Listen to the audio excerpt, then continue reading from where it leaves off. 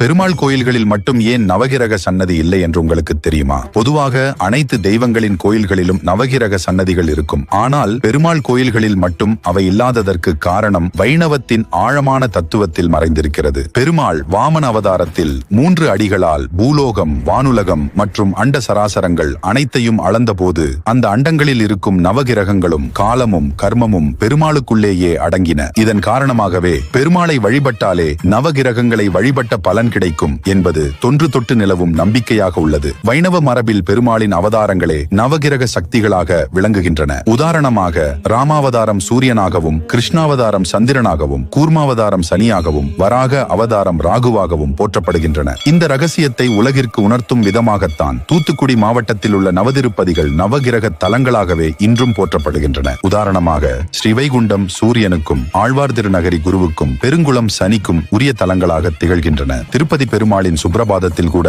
நவகிரகங்கள் அனைத்தும் பெருமாளின் தரிசனத்திற்காக காத்திருப்பதாக கூறப்படுகிறது. ஒருமுறை நாராயணா என்று சொன்னாலே பல பிறவிகளின் பாவங்கள் நீங்கி வைகுண்ட பதவி கிடைக்கும் என்பது ஐதீகம்.